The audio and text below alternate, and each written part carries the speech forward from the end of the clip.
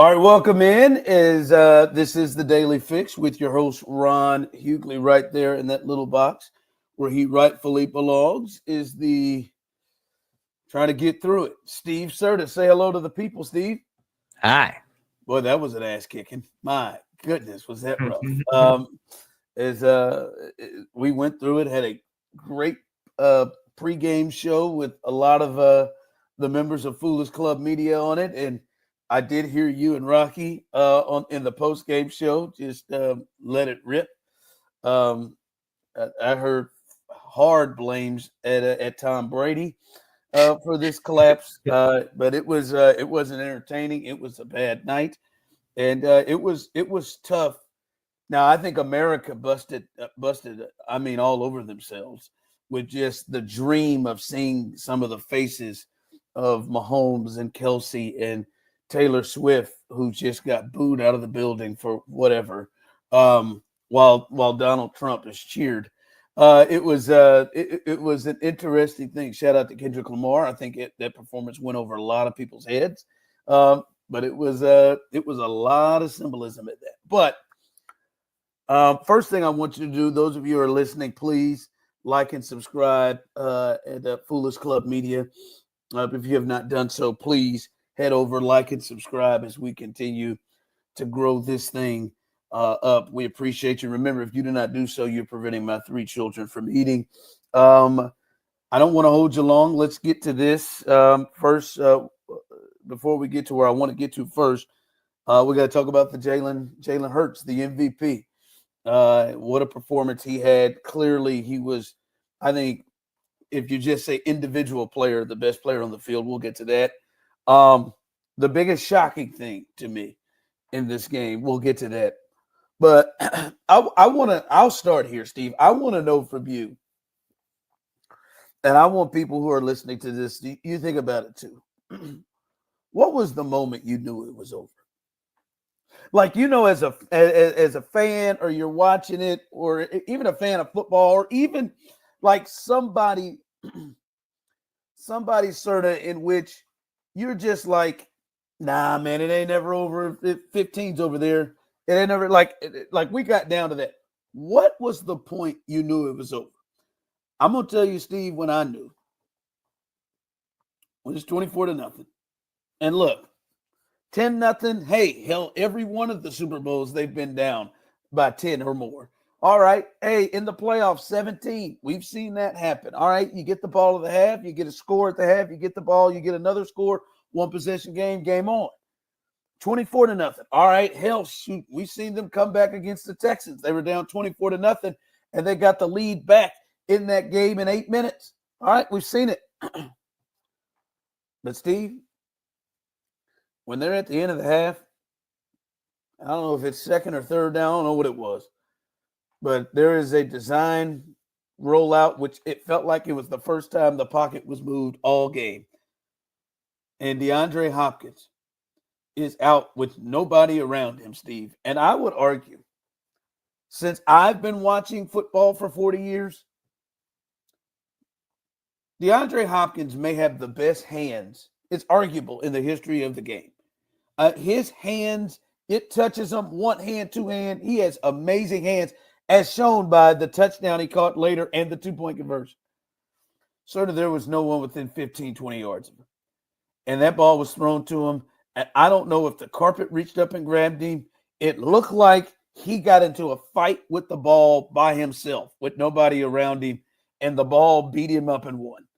At that point, when he couldn't come down with that ball, sort of, I said, well, hell, it ain't our night.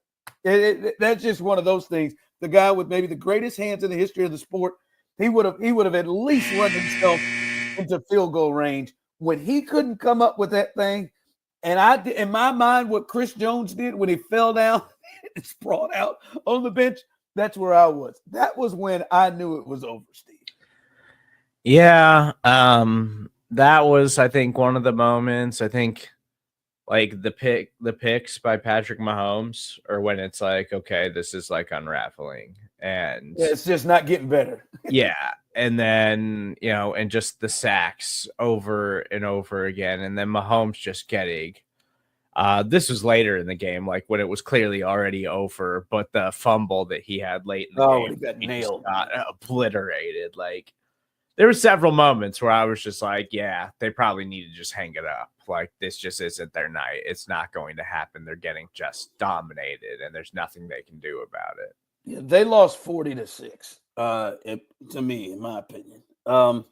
I know Xavier Worthy put up finally, right? We seen him explode. There was nothing that pissed me off more than when those two connected down the field for that long touchdown. You ain't been able to hit his ass all year long.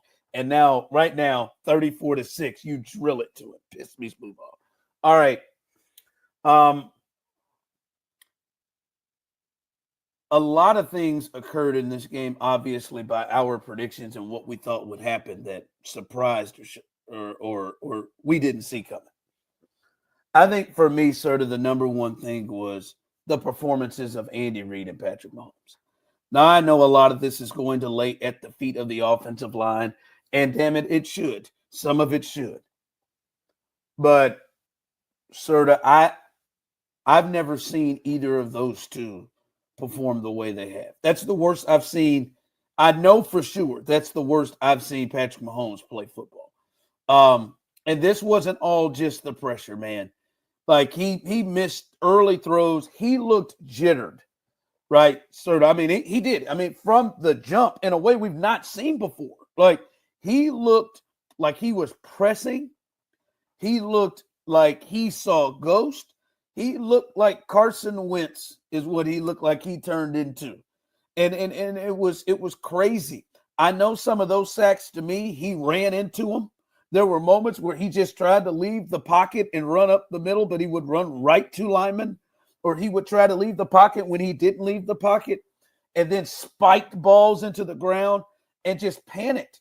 And to me, I think his performance sort of shell-shocked the rest of the team. And that's why I think there's a little bit more with Mahomes. I think the rest of them looked over there and said, what's going on with 15? I mean, there is always a belief, and he's not walking up and down the sideline like he did against the Texans when they were down 24-0 or all these games. He just didn't have it. And that permeated throughout the whole team.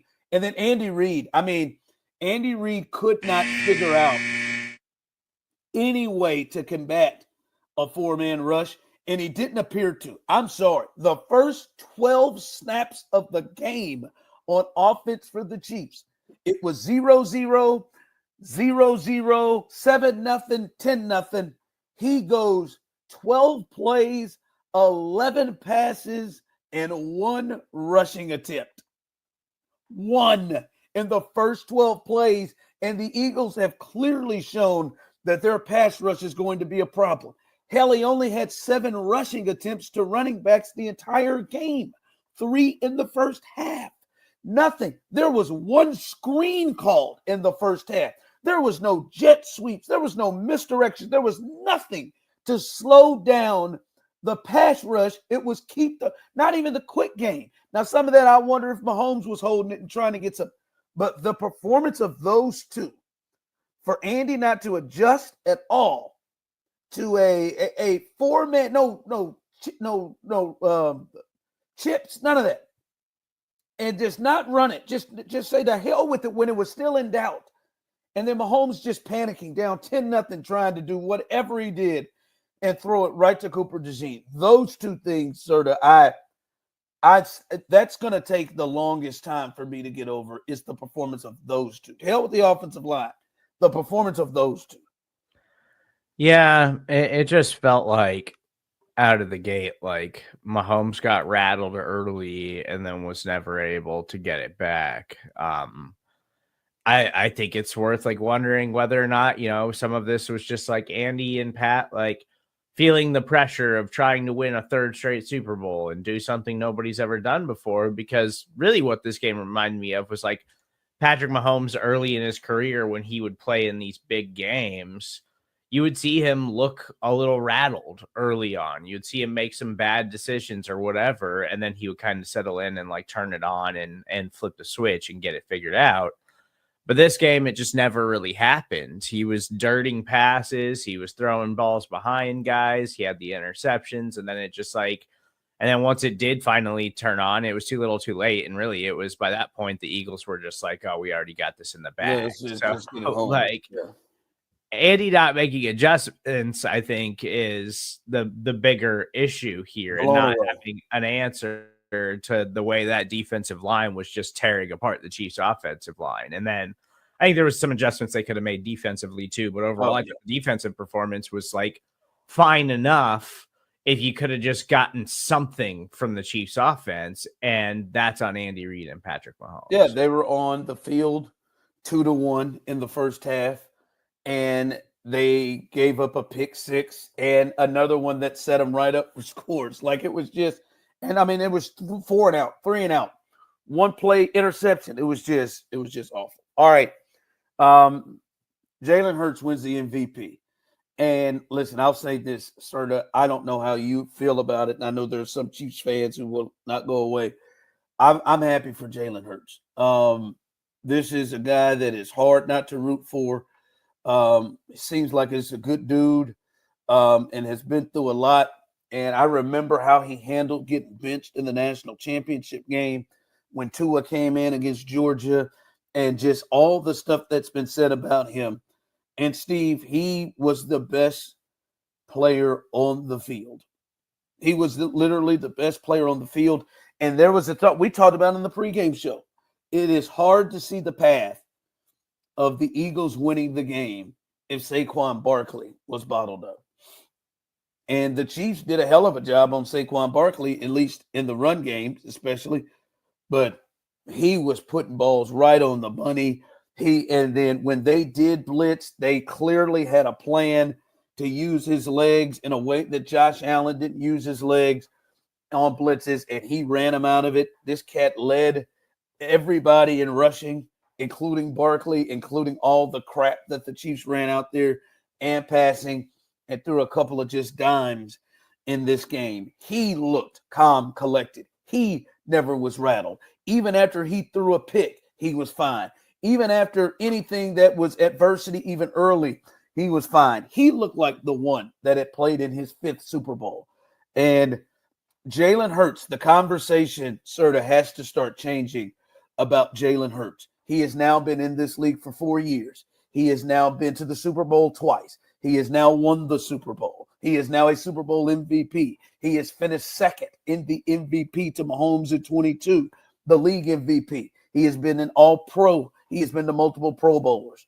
This dude is the real deal in his resume. He deserves to now be talked about the way his resume is. Yeah, I mean, I think he's got a lot of really impressive pieces around him. But yes, he got them there. He got on the biggest stage, and this is now twice. He has been incredibly impressive in both Super Bowl performances that he's had. And this one, he was dominant. Yeah, he looked like the more impressive quarterback, and it wasn't even close. And he made all the throws, and I talked about it on the postgame show. Yeah, like the blitzes were like, we heard all week long about like Jalen Hurts against the blitz this season and his numbers when you get pressure on him. And it was clear that their plan was just like, don't even try to throw it. They blitz you, take off and run and use your legs. And he did that and was awesome at it all night long. And the Chiefs just couldn't bring him down, and they couldn't really get to him. And so when they did generate pressure, it wasn't really all that impactful. Or when they blitzed, he was making all of the plays that he needed to make. He was incredibly impressive. All right. This will be our last show for a little bit. Take a little end of the year break, but continue to listen to Foolish Club Media. Check out everything you got. I can't wait to hear what they talk about on Veach season and Brian's World, Show and BK coming. It's been a great season. Chiefs just couldn't come up with it. The Eagles were the dominant team, and they whooped that ass. Hi, Mom and Courtney.